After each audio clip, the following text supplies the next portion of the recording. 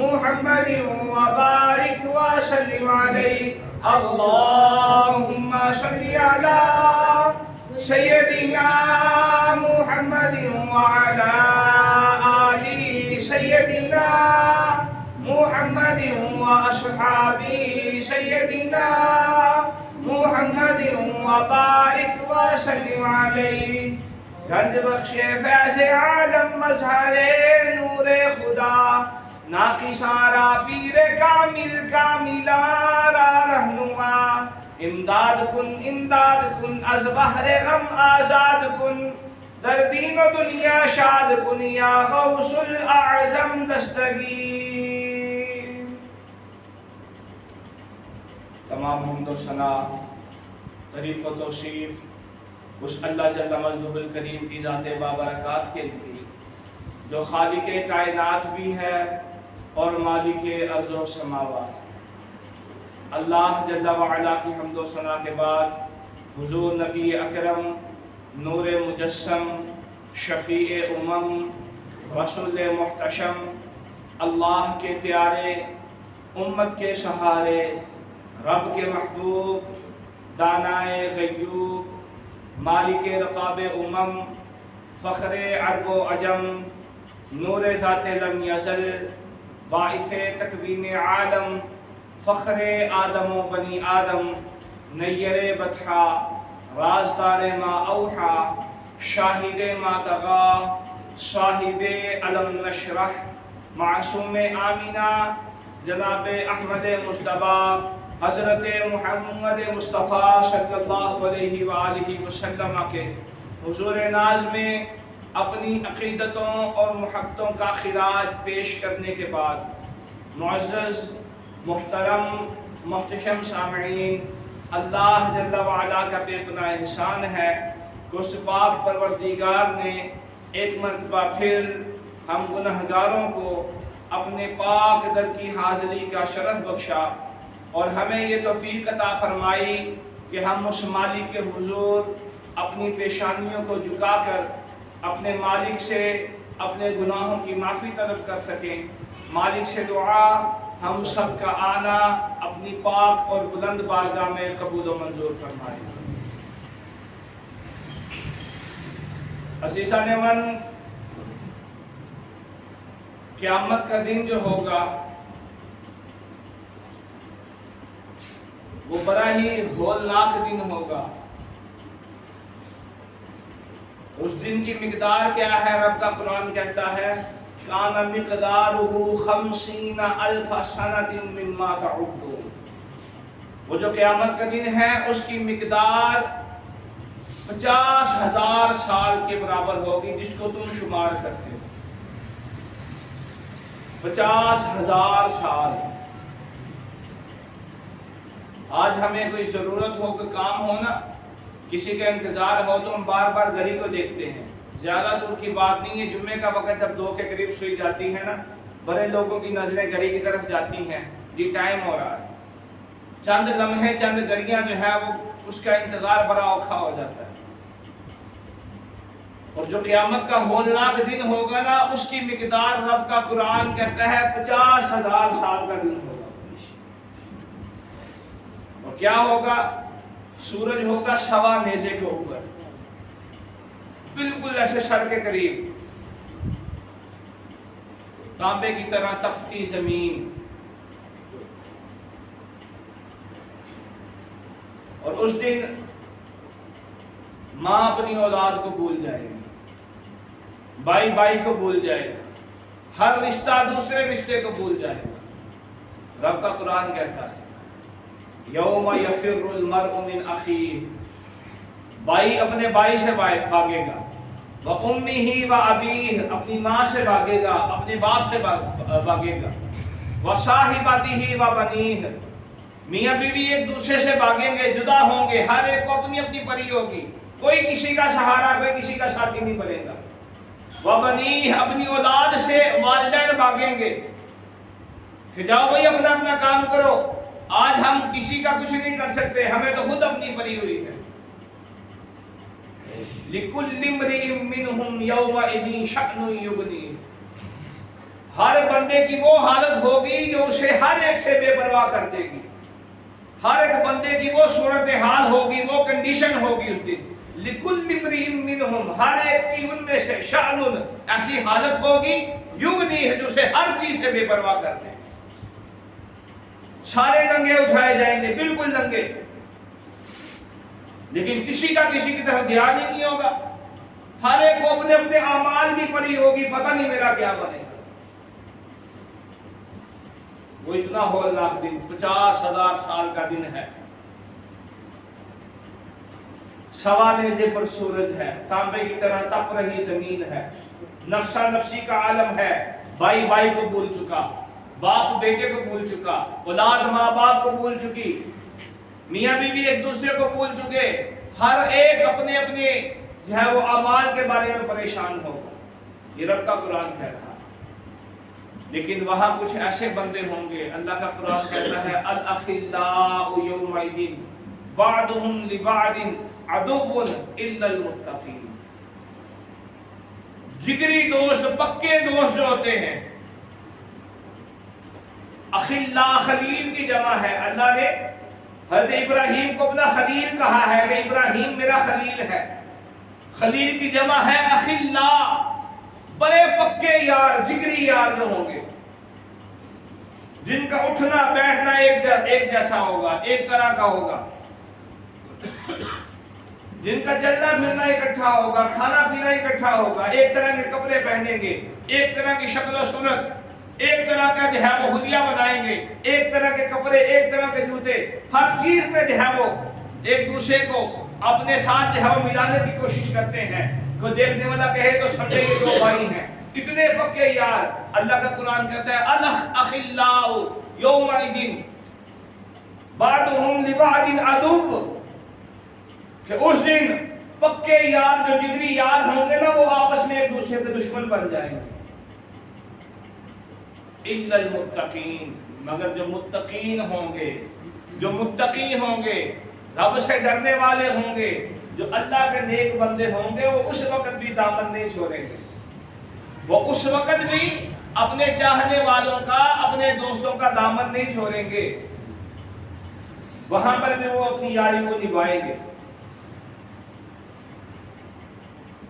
جو رشتہ دنیا کی غرض سے لگے وہ قیامت والے دن ساتھ چھوڑ جائے گا, اور جو رشتہ محبت مصطفیٰ کی وجہ سے کسی سے جڑ جائے وہ قیامت والے دن بھی کام آئے گا. یہ رب کا قرآن کہہ رہا ہے. تو محبت اللہ اور اس کے رسول کی خاطر کی, کسی سے پیار کیا, کسی سے محبت کی, اس کے دین کی وجہ سے, اس کے علم کی وجہ سے, اس کی نسبت مصطفیٰ کی وجہ سے, اس کے قرب مصطفیٰ کی وجہ سے, اس دن وہ نسبت پھیلا دے گی. دنیا کی غرض سے کہ کوئی ایم این اے تھا, کوئی ایم پی اے تھا, کوئی وزیر تھا, کوئی مشیر تھا, کوئی پولیس والا تھا, کوئی ڈی ایس پی تھا, کوئی ایس پی تھا, کوئی ایس ایچ او تھا, اس سے میری یاری ہے کیوں اس کا عہدہ بڑا ہے, ضرورت کے وقت کام آئے گا. ساری یاریاں اس دن جو ہے وہ ختم ہو جائیں گی, پکے یار دشمن بن جائیں گے. لیکن جو دین کے نام پر یاری لگائی جائے گی, دین کی وجہ سے کسی سے محبت کی جائے گی, وہ محبت سلامت رہے گی. یہ رب کا قرآن کہہ رہا ہے الاخلاء یومئذ بعضهم لبعض عدو, سارے پکے یار ایک دوسرے کے دشمن بن جائے گا اس دن. الا المتقین, مگر جو تقوی والے ہیں, جو خدا کا خوف رکھتے ہیں, جن کی محبت کی غرض صرف اللہ کی رضا تھی, اللہ کا دین تھا, محبت مصطفیٰ تھی, وہ دوستیاں سلامت رہیں. تو کیوں نہ ہم ایسے بندوں سے دوستی لگائیں کہ جن کی دوستی ہمیں یہاں بھی کام دے اور آگے بھی جا کر کام دے. ایسی دوستیاں لگانی چاہیے نا کہ جو دوستی یہاں پر بھی کام آئے اور کل حشر کے دن بھی کام آئے. تو آئیے ہم اللہ کے نیک بندوں کا دامن پکڑ دیتے ہیں, اللہ کے ولیوں کے دامن سے وابستہ ہو جاتے ہیں.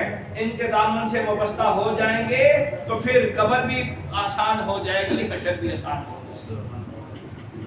اللہ کے ان نیک بندوں میں سے ایک برگزیدہ بندے, محبوب سبحانی, قندیل نورانی, شہباز لامکانی, الشاہ عبد القادر جیلانی الحسنی والحسینی, جنہیں 11ویں والا پیر کہا جاتا ہے. یہ ماہ ربیع الثانی شروع ہے. حضور غوث اعظم رضی اللہ تعالی عنہ, آپ کے وصال کا مہینہ ہے، اور اس ماہ کو بڑی 11ویں شریف جو ہے وہ اس کا اہتمام بھی کیا جاتا ہے۔ حضور غوث اعظم دستگیر آپ اللہ کے ان ولیوں میں سے ہیں جو کہ مادر زاد ولی ہیں، پیدا ہوتے ہی ماں کے پیٹ میں بھی ولی تھے، پیدا ہوتے بھی ولی تھے، مادر زاد ولی، اور آپ حسنی اور حسینی سید ہیں۔ حضور غوث اعظم دستگیر آپ کو یہ بڑی شان اور بڑا رتبہ جو ملا ہے، اس کے پیچھے ماں باپ کی محنت بھی شامل ہوتی ہے۔ آپ دنیا میں جتنے بڑے جو ہے وہ آدمی دیکھیں گے، جتنے اولیاء اللہ دیکھیں گے، ان اولیاء اللہ کے پیچھے ان کے ماں باپ کی محنت جو ہے وہ بھی ساتھ میں شامل ہوگی۔ ہمیں قرآن اور حضور کا فرمان ہر حال میں اللہ کے خوف کا جو ہے وہ حکم اور درس دیتا ہے۔ ہم لوگ سمجھتے ہیں کہ یہ عہدہ بڑی چیز ہے، مرتبہ بڑی چیز ہے، مقام بڑی چیز ہے، یہ ڈگریاں، یہ سندے بڑی چیز ہیں، گورنمنٹ کی جاب مل جانا، بڑا عہدہ مل جانا، یہ بڑی چیز ہے۔ ہمارے نزدیک مقام اس کا ہوتا ہے جو 15ویں 16ویں 17ویں گریڈ کا افسر ہو، جس کے سائن چلتے ہوں، جس کی سفارش چلتی ہو، کوئی ایس ایچ او ہو، کوئی ڈی ایس پی ہو، کوئی ایس پی ہو، کوئی منسٹر ہو، کوئی وزیر ہو، کوئی مشیر ہو، کوئی ایم ایل اے، کوئی ایم پی، ہم کہتے ہیں یہ بڑی چیز ہے، یہ بڑا مقام ہے۔ اللہ کے نزدیک ان چیزوں کا کوئی مقام نہیں ہے۔ اللہ کے نزدیک مقام ہے تو وہ خوف خدا کا مقام ہے، وہ متقی کا مقام ہے۔ ان اکرمکم عند اللہ اتقاکم، اللہ کے پیارے نبی صلی اللہ علیہ وسلم نے خطبہ حجت الوداع کے موقع پر بھی ارشاد فرمایا سن لو، کسی کالے کو کسی گورے پر کوئی فضیلت نہیں، کسی گورے کو کسی کالے پر کوئی فضیلت نہیں، کسی عربی کو کسی اجمی پر کوئی فوقیت نہیں ہے، کسی اجمی کو کسی عربی پر کوئی فضیلت نہیں ہے۔ کوئی کہے کہ میں عجم کا رہنے والا ہوں، میں فلانے ملک کا رہنے والا ہوں، میں وہاں کا منسٹر ہوں، وہاں کا جو ہے وہ صدر ہوں، وزیر اعظم ہوں، میری بڑی شان ہے، میں اللہ کے نزدیک کوئی شان نہیں ہے۔ کوئی کہے کہ میں عرب کا رہنے والا ہوں، میں کعبے کا متولی ہوں، میری بڑی شان ہے، کوئی شان نہیں ہے۔ تم کعبے کے سعودیہ کے حکمران ہو، کوئی شان نہیں ہے اللہ کے نزدیک۔ اللہ کے نزدیک شان ہے تو تقویٰ کی شان ہے۔ ایک بندہ بڑا مسکین ہے، غریب ہے، لیکن ہر حال میں اللہ کا خوف رکھنے والا ہے، وہ بندہ اس متولی سے زیادہ افضل ہے جو شراب اور کباب کے نشے میں رہتا ہے۔ اللہ کے نزدیک معیار تقویٰ ہے۔ میں تم میں سے جو عزت والا ہے اللہ کے نزدیک وہی ہے جس کو تقویٰ کی توفیق ملی ہے، جو اللہ کا خوف رکھتا ہے، ہر معاملے میں، ہر حال میں خدا کا خوف جس کے سامنے حاضر رہتا ہے، جو متقی ہے وہ بندہ کامیاب ہے، وہ اللہ کے نزدیک عزت والا ہے۔ حضور غوث اعظم رضی اللہ تعالیٰ عنہ، آپ کے والد ہیں جناب ابو موسیٰ جنگی دوست، آپ حسنی سید ہیں، امام حسن کی اولاد ہیں، دریا کے کنارے بیٹھے ہیں، رب کا ذکر کر رہے ہیں۔ ایک روایت میں ہے کہ آپ کا روزہ بھی ہے۔ افطار کا وقت قریب آیا، دریا کے کنارے بیٹھے ہوئے ہیں، بھوک کی بھی شدت ہے، افطار کا وقت قریب ہے، کیا دیکھا کہ پانی میں سے ایک سیب بہتا ہوا آ رہا ہے۔ حضرت ابو صالح موسیٰ، آپ نے اس پانی میں سے اس سیب کو پکڑا، روزہ افطار کیا، اللہ کا شکر ادا کیا، نماز پڑھی، اچانک دل میں خوف خدا پیدا ہوا کہ یار یہ جو میں نے سیب کھایا ہے اس کا مالک پتہ نہیں کون ہے، یہ تو میری ملکیت نہیں تھا، یہ تو کسی کا سیب ہے، بہتا ہوا آیا ہے، میں نے مالک کی اجازت کے بغیر یہ سیب کھا لیا ہے۔ کل قیامت والے دن اللہ نے پوچھ لیا، جب 50,000 سال کا دن ہوگا، سوا نیزے پر سورج ہوگا، تابے کتنا تپ رہی ہوگی زمین، جب اللہ کے سامنے حساب کتاب کے لیے پیش ہوا، اپنے نانا محمد مصطفیٰ کو کیا منہ دکھاؤں گا؟ کہ میں نے بغیر اجازت کے ایک سیب کھا لیا، میرے پیٹ کے اندر چلا گیا، کسی کا پھل، کسی کی کمائی، کسی کی محنت، دل میں خوف خدا پیدا ہوا۔ ایک وہ تھے اور ایک ہم ہیں۔ ہم حلال حرام کی تمیز کیے بغیر اپنے پیٹوں کو پال رہے ہیں، اپنے پیٹوں کو ایندھن دے رہے ہیں، نہ حلال کی تمیز ہے نہ حرام کی تمیز ہے، اپنی اولادوں کو وہ کھلا رہے ہیں۔ ہمیں بس اس سے غرض ہے کہ ہمیں مل رہا ہے، ہم یہ نہیں دیکھتے کہ یہ لقمہ حلال کا ہے یا حرام کا ہے۔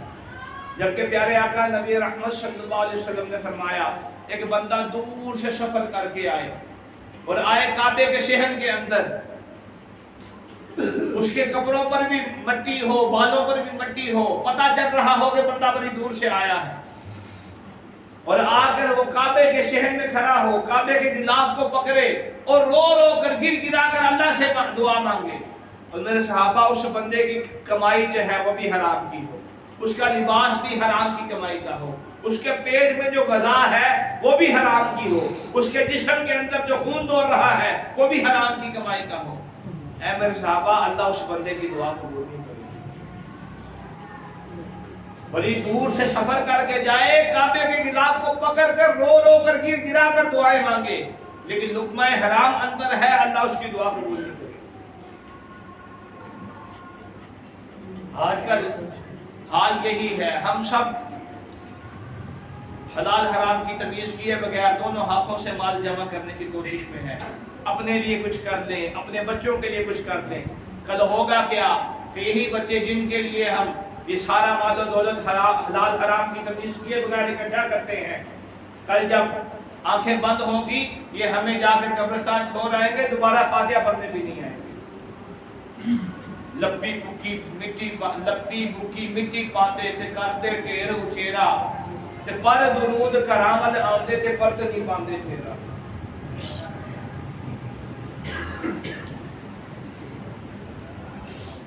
آپ نے وہ سیب کھا لیا تو اس مالک کی تلاش میں نکلے کہ یہاں سے سیب بہتا ہوا آ رہا ہے، میں ادھر کو چلتا ہوں، شاید کوئی سیب کا مالک مل جائے اور اس سے میں سیب معاف کروا دوں۔ حضور غوث پاک کے والد کی بات کر رہا ہوں، نوجوان ہے، تقریباً 20 کے قریب عمر ہے، 20 سال کا نوجوان، لیکن خدا کا خوف ہے، جو ایک سیب کھایا تھا اس سیب کو معاف کروانے کے لیے وہ خدا کا بندہ لمبا سفر کر کے جاتا، دیکھتا ہے کہ ایک باغ ہے، باغ میں درختوں کے جو ہے وہ سیبوں کے درخت ہیں، اور ایک درخت کی شاخیں جو ہے وہ دریا کے اوپر جھکی ہوئی ہیں، اور وہ درخت پھلوں سے لدا ہوا ہے۔ آپ سمجھ گئے کہ اسی درخت کا جو ہے وہ پھل میرا ہوگا اور جو میں نے کھایا ہے۔ آپ باغ کے اندر جاتے ہیں، مالی سے پوچھتے ہیں یار اس باغ کا مالک کون ہے؟ وہ کہتا ہے وہ جو اندر سامنے بزرگ نظر آ رہے ہیں نا جو بیٹھے ہوئے، اس باغ کے مالک کون ہیں؟ وہ بزرگ ہستی کوئی اور نہیں تھے، وہ بھی اللہ کے بڑے ولی تھے، اور آپ حسینی سید تھے، امام حسین کی اولاد میں سے، وہ جو بزرگ جن کا باغ ہے، شیخ عبداللہ سومعی آپ کا نام ہے، وقت کے بہت بڑے بزرگ ہیں۔ حضرت ابو صالح موسیٰ بزرگوں کے پاس حاضر ہوتے ہیں اور عرض کرتے ہیں حضور ایک عرض کے لیے حاضر ہوا ہوں۔ کہا بیٹے بتا کیا بات ہے، پریشان لگتے ہو؟ کہا حضور میں دریا کے کنارے بیٹھا تھا، میرا روزہ تھا، افطار کا وقت قریب آیا، کھانے کو کچھ نہیں تھا، بھوک کی شدت تھی، میں نے دیکھا کہ نہر میں ایک سیب جا رہا ہے، میں نے سیب کو پکڑا اور کھا لیا، پھر دل میں خیال پیدا ہوا کہ مالک کی اجازت کے بغیر سیب کھا لیا ہے، حضور میں سفر کرتے کرتے دیکھا آپ کے باغ کی شاخیں جو ہیں وہ دریا کی طرف جھکی ہوئی ہیں، تو یقیناً وہ آپ کے باغ کا سیب تھا، حضور حاضر ہوا ہوں، عرض یہ ہے کہ وہ سیب معاف کر دیں، عرض یہ ہے جو میں نے بغیر اجازت کے سیب کھایا ہے وہ سیب معاف کر دیں۔ 20 سال کا نوجوان ایک بزرگ کے سامنے کھڑا ہے، وہ تھا بھی اللہ کا ولی. آپ نے نگاہ ماری دیکھ لیا یہ کوئی عام بندہ نہیں ہے. جس کے دل میں اللہ نے اتنا تقوی رکھا ہے، اپنا اتنا خوف رکھا ہے کہ جو ایک شیر جو ہے وہ معاف کروانے کے لیے کئی میل کا سفر طے کر کے آیا ہے، تو اس کو پھر تیار کیا جائے. آپ نے کہا بیٹے شیر معاف کروں گا لیکن میری ایک شرط ہے. کہا حضور شرط بتائیں. فرمایا 12 سال میرے باغ کی رکھوالی کرنی ہے. میرے باغ کی رکھوالی کرنی ہے، یہاں پر گوڈی کریں گے، پودوں کی دیکھ بھال کرنی ہے، پانی دینا ہے. 12 سال میرے اس باغ کی خدمت کرو گے، پھر دیکھیں گے شیر معاف کرنا ہے. آپ نے رضامندی ظاہر کی حضور آپ شیر معاف کر دیں، میں جو ہے یہ 12 سال آپ کی خدمت کے لیے تیار.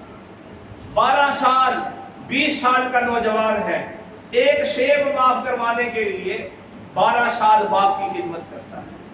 اور آج کے نوجوان کو دیکھیں، ہم 20 سال نہیں 60 سال کی عمر بھی ہو اور ہم پھر بھی حلال حرام کی تمیز نہ کریں.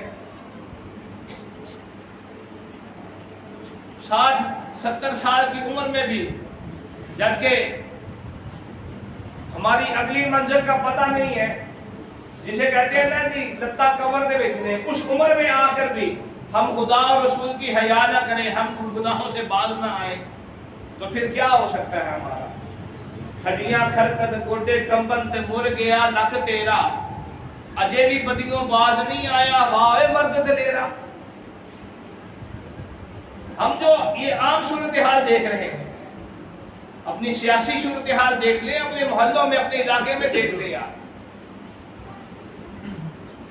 کہ کس کس عمر کو پہنچ چکے ہیں، لیکن ہم حلال حرام کی تمیز نہیں کرتے. اور وہ 20 سال کا نوجوان ہے، 12 سال باپ کی خدمت کی. 12 سال کے بعد پھر حاضر خدمت ہوتا ہے. حضور آج 12 سال مکمل ہو گئے، آج 12 سال مکمل ہو گئے، خدا کے لیے آج میرا وہ شیب معاف کر دیں، میں نے تو 12 سال خدمت بھی کی. فرمایا بیٹے شیب معاف کر دوں گا لیکن ایک اور شرط ہے. ہم جیسا کوئی ہوتا تو در کرتا. کہا حضور آپ شرط بتائیں. شرط پوری کروں گا لیکن مجھے وہ شیر معاف کر دیں، کل کو میں اپنے دادا کو کیا منہ دکھاؤں گا اگر شیر معاف نہ. کل کو خدا کے سامنے گئے کیا منہ دکھاؤں گا؟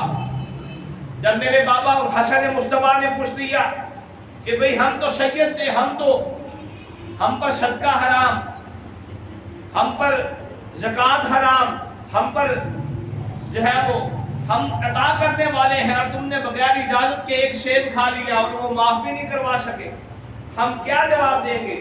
آپ وہ سیب معاف کر دیں، آپ کی ہر شرط منظور ہے. آپ نے فرمایا میری ایک شرط ہے کہ میری ایک بیٹی ہے، آنکھوں سے اندھی ہے، زبان سے گونگی ہے، پاؤں سے اپاہج ہے، ہاتھوں سے بھی اپاہج ہے. 4 شرطیں. آنکھوں سے اندھی ہے، کانوں سے بہری ہے، گونگی ہے اور اپاہج ہے.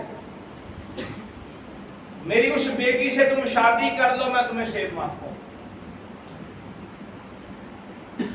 آج کل کے ہم دیکھیں نا،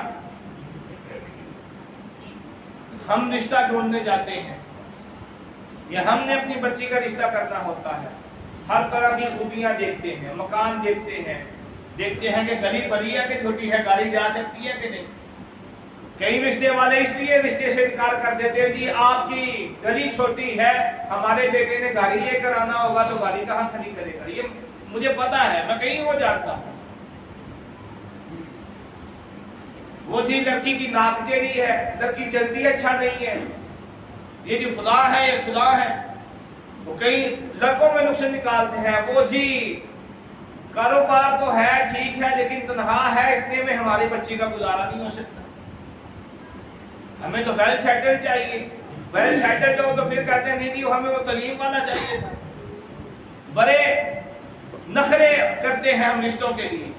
اور ادھر 32 سال کا نوجوان ہے، 20 سال تھا جب آیا، 12 سال خدمت کی، 32 سال عمر ہے. کہا میری بیٹی ہے، آنکھوں سے اندھی ہے، کانوں سے بہری ہے، گونگی ہے اور اپاہج ہے. میری اس بیٹی سے نکاح کرو، میں 6 معاف کر دوں گا۔ حضرت ابو صالح موسیٰ رحمت اللہ تعالی علیہ، آپ نے نکاح کیا کہ میں نکاح کرنے کے لیے تیار ہوں اپاہج اور معذور لڑکی سے، لیکن آپ 6 معاف کر دیجیے۔ نکاح کروایا گیا، دلہن اپنے حجرہ روشی میں تیار ہے، جو کمرہ ان کو دیا گیا تھا نا 12 سال سے جہاں رہ رہے تھے، یہ سارا خدمت کرتے تھے، رات کو جہاں آرام کرتے تھے، دلہن کو تیار کر کے وہاں بٹھا دیا گیا۔ آپ رات عشاء پڑھی، جب حجرے میں گئے اور رسماً السلام علیکم ورحمۃ اللہ وبرکاتہ کہا، آگے سے جواب آتا ہے وعلیکم السلام ورحمۃ اللہ وبرکاتہ۔ آپ نے دیکھا کہ یہ نہ تو بہری ہے نہ گونگی ہے، اور خوبصورت حسین و جمیل بھی ہے، ہاتھ پاؤں بھی سلامت ہے۔ فوراً آپ کمرے سے باہر آئے اور سجدے میں گر گئے، ساری رات سجدے میں گزار دی، اپنے رب سے معافی مانگتے رہے کہ یا اللہ میں نے کیا گناہ کر دیا؟ مجھے تو بتایا گیا تھا کہ وہ عورت اندھی ہے، بہری ہے، گونگی ہے، اپاہج ہے۔ میں کمرے میں گیا ہوں، جس عورت پر میری نظر پڑی ہے وہ تو صحیح سلامت ہے، وہ بہری بھی نہیں ہے، گونگی بھی نہیں ہے، اندھی بھی نہیں ہے، وہ تو حسین و جمیل ہے۔ ایک نامحرم کے چہرے پر میری نظر پڑ گئی، ابھی تو وہ خیب معاف نہیں ہوا، 12 سال ہو گئے، یہ نامحرم کے چہرے پر نظر پڑی ہے، اس کی معافی کیسے ملے؟ ساری رات روتے ہوئے سجدے میں گزار دی۔ صبح شیخ عبداللہ سومی تہجد کے وقت آئے، دیکھا کہ وہ باہر ہیں، کہا بیٹے باہر کیا کر رہے ہو؟ اندر نہیں گئے۔ عرض کی حضرت میں تو پہلے 12 سال سے ایک شیب معاف کروا رہا ہوں، اندر تو ایک نامحرم عورت ہے جو بڑی حسین و جمیل ہے، میری اس کے چہرے پر نظر پڑ گئی ہے، میں تو فوراً باہر آ گیا، ابھی تو پہلی غلطی کی معافی تلافی نہیں ہوئی، اگلا گناہ ہو گیا۔ حضرت میں تو بڑا پریشان ہوں، میں تو رات سے ہی جیسے اس نے سلام کا جواب دیا میرے چہرے پر نظر پڑی، میں تو باہر آ گیا۔ کہا بیٹے وہ کوئی نامحرم نہیں ہے، وہ تیری بیوی ہے جس سے تیرا نکاح ہوا ہے۔ کہا حضرت آپ نے جو کہا تھا وہ بہری ہوگی، گونگی ہے، اندھی ہے، اور یہ جو میرے حجرے میں بیٹھی عورت یہ نہ بہری ہے، نہ گونگی ہے، نہ اندھی ہے، نہ اپاہج ہے۔ فرمایا بیٹے میری بات کا مطلب یہ تھا، اندھی اس لیے ہے کبھی غیر محرم کے چہرے پر اس کی نگاہ نہیں کرتی، میری بیٹی نے کبھی کسی غیر محرم کو نہیں دیکھا ہے، گونگی اس لیے ہے کبھی کسی غیر محرم سے کلام نہیں کیا ہے، بہری اس لیے ہے کبھی کسی غیر محرم کی بات نہیں سنی ہے، اپاہج اس لیے ہے کبھی گھر سے باہر قدم نہیں نکالا ہے میری بیٹی، اور میں نے تیرا اپنی اس بیٹی کے ساتھ نکاح کر دیا ہے۔ ان کا نام تھا سیدہ فاطمہ امۃ الجبار ام الخیر۔ ابو صالح موسیٰ اور حضرت فاطمہ امۃ الجبار آپ کی شادی ہوتی ہے تو اللہ رب الجلال شیخ عبد القادر جیلانی عطا فرماتا ہے۔ جن کے ماں باپ ایسے ہوں تو پھر اولاد بھی تو ایسی ہوتی ہے۔ حضرت بابا فرید الدین گنج شکر رحمت اللہ علیہ،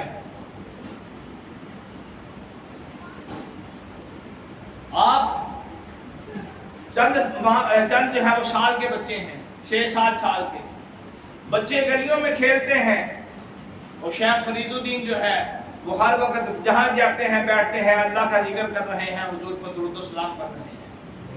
ایک دن محلے کی عورتیں اکٹھی ہو کر آتی ہیں فرید الدین کی ماں کے پاس، کہتی ہیں فرید کی ماں بتا تو صحیح، تیرا بچہ بھی اسی چکی کا اناج کھاتا ہے جس چکی کا اناج ہم کھاتے ہیں، تیرا بچہ بھی اسی پیلیوں سے اسی فصلوں سے جو ہے وہ سبزیاں اور پھل اور غذا کھاتا ہے جس پیلیوں سے جن فصلوں سے ہمارے بچے غذا کھاتے ہیں، لیکن فرید کی ماں فرق کیا ہے کہ ہمارے بچے ہیں وہ ہماری بات نہیں مانتے، ایک نہیں سنتے ہیں، وہ کھیل کود میں لگے رہتے ہیں، جبکہ تیرا بچہ تیرا بڑا تابع فرمان ہے، جب بھی دیکھتے ہیں کبھی خدا کا ذکر کر رہا ہوتا ہے، کبھی مصطفیٰ پر درود و سلام کر رہا ہوتا ہے۔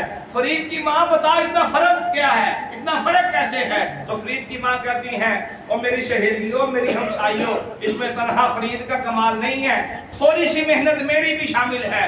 پوچھا گیا آپ کی محنت کیا شامل ہے؟ فرمانے لگی جب میرا فرید پیٹ میں تھا میں ہمیشہ اللہ اور اس کے رسول کا ذکر کرتی رہتی تھی، اللہ کا ذکر کرتی تھی، مصطفیٰ پر درود و سلام پڑھتی رہتی تھی۔ اور جب میرا فرید پیدا ہوا، اس خدا کی قسم ہے جس کے قبضے میں میری جان ہے، میں کبھی بغیر وضو کے اپنے بیٹے کو دودھ نہیں پلایا، بغیر وضو کے اپنے بچے کو دودھ نہیں پلایا میں نے کبھی۔ اس میں تنہا فرید کا کمال نہیں ہے، تھوڑی سی محنت میری بھی شامل۔ دوستو، جب مائیں ایسی تھی، جب باپ تقوی والے تھے، جب ماں خدا کا ذکر کرنے والی تھی، جو اٹھتے بیٹھتے خدا کا ذکر کرتی ہیں، بچے کو گود میں لیا ہے تو خدا کا ذکر کرتی ہیں، گھر میں آٹا گوندتی ہیں، کھانا بناتی ہیں تو خدا کا ذکر کرتی ہیں، جب ماں باپ کی حالت ایسی ہو تو پھر اولاد غوث اعظم دستگیر ہی ہوتی ہے، اولاد بابا فرید جیسی ہوتی ہے، اولاد معین الدین چشتی جیسی ہوتی ہے۔ دوستو، ماں باپ کی محنت بڑی شامل ہوتی ہے۔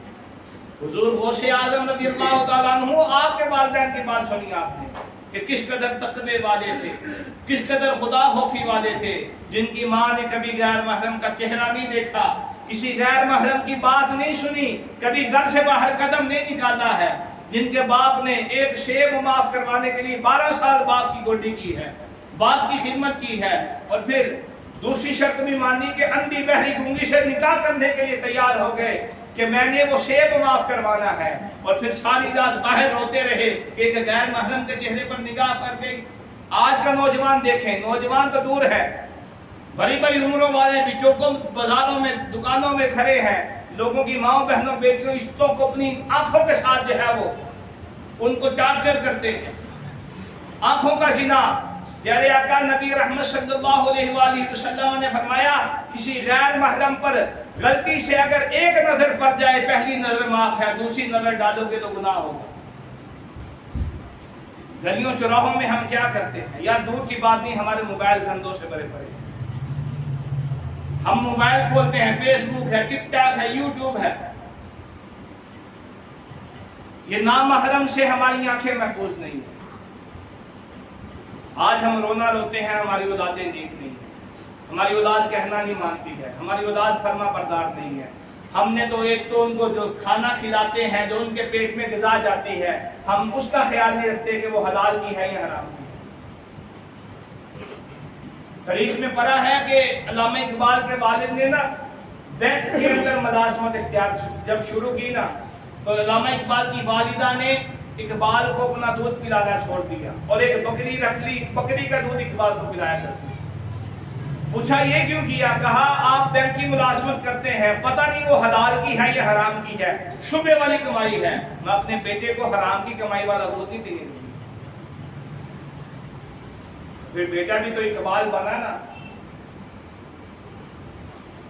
تو جب تک ہم حلال حرام کی تمیز نہیں کریں گے، اپنے رزق میں، اپنے لقمے کے بارے میں ہم محتاط نہیں ہوں گے، یار کھانے کا انتظام ہے، ایک لقمہ جو ہم توڑتے ہیں نا، اللہ نے جو ہمیں حصے دی ہیں، گندا ہوگا، نجاست لگی ہوگی، بیچ میں کوئی کنکر ہوگا، کوئی تکلیف دہ چیز ہوگی، ہماری آنکھیں بتاتی ہیں کہ یہ ہڈی ہے، اس کو نہیں چبانا، اس کو باہر نکالنا، اس میں کنکر ہے، اس میں مٹی ہے، اس کو نکالنا ہے، آنکھیں بتاتی ہیں۔ اگر باسی ہو نا کھانا وہ لقمہ، ہمارا ناک بتاتا ہے کہ اس میں سے سمیل آ رہی ہے، اس کو نہیں کھانا۔ اگر کڑوا ہے تو ہماری زبان بتا دے گی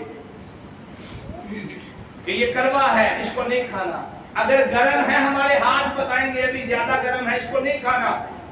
حلال یا حرام ہے، اس کا فیصلہ ہم نے خود کرنا ہے۔ یہ نہیں کوئی بتائے گا، یہ ہمارا ضمیر بتائے گا۔ ہمارا ضمیر، ہر ایک کے اندر اللہ نے جو دل رکھا ہے، یہ ضمیر، یہ ضمیر کی آواز ہے۔ پیارے آقا نبی رحمت صلی اللہ علیہ وسلم نے فرمایا، البر حسن الخلق، نیکی اچھے اخلاق کا نام ہے۔ والاثم ما حاک فی صدرک، گناہ وہ ہے جو تیرے سینے پہ کھٹکتا ہے۔ وکرہت ان یطلع علیہ الناس، اور تجھے ناپسند گزرتا ہے کہ لوگوں کو اس بارے میں پتہ چل جائے تو کیا ہوگا۔ ہر وہ بات کہ ہر وہ کام جس کو کرنے سے تمہارے دل میں خلش آ جائے نا، تمہیں یہ لگے کہ یار لوگوں کو پتہ چل گیا تو کیا ہوگا، فرمایا وہ گناہ والا کام ہوگا۔ وہ تمہارے دل کے اندر، تمہارے سینے میں جو مفتی بیٹھا ہے نا، وہ تمہیں بتائے گا یہ کام صحیح ہے کہ نہیں ہے۔ والاسم ما حاق فی صدر کا، کسی دنیا دار کی بات نہیں ہے، محمد مصطفیٰ کا فرمان ہے، ساڈے نبی کی زبان، ساڈے واسطے قرآن۔ حضور نے فرمایا والاسم ما حاق فی صدر کا، گناہ وہ ہے جو تیرے سینے میں کھٹکتا ہے، وکرہت ان یطلع علیہ الناس، اور تو ڈرتا ہے، ناپسند کرتا ہے کہ لوگوں کو اگر اس بات کا پتہ چل جائے تو کیا ہوگا، وہ کام گناہ ہے۔ آج ہم میں سے کون ہے جو حلال حرام کی تمیز کرتا ہے؟ ہم میں سے کون ہے جو آنکھوں کے زنا سے بچا ہے؟ ہم میں سے کون ہے جو اپنی اولاد کی تربیت نہیں صحیح کر رہا ہے؟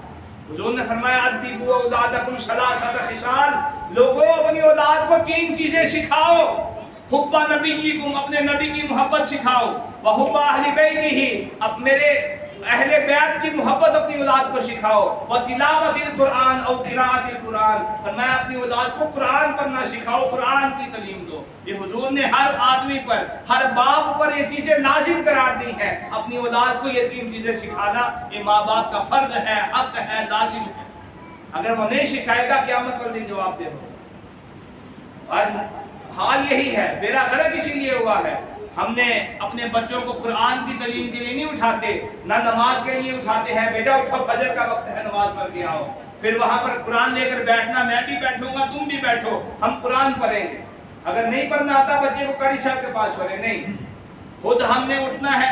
اس وقت کے جب 10 منٹ رہ جانے ہیں، 15 منٹ اسکول کے لیے، بچے کو مار کے اٹھانا ہے، اٹھو، وہاں پر تیرا باپ پیسے بڑھتا ہے، تم اسکول کیوں نہیں جاؤ گے؟ اس کو جو ہے وہ یونیفارم پریس ملتا ہے، اس کے جوتے پالش ہوئے ملتے ہیں، اس کو جو ہے یونیفارم پہنا کر، بیگ پہنا کر خود اسکول چھوڑ کر آتے ہیں۔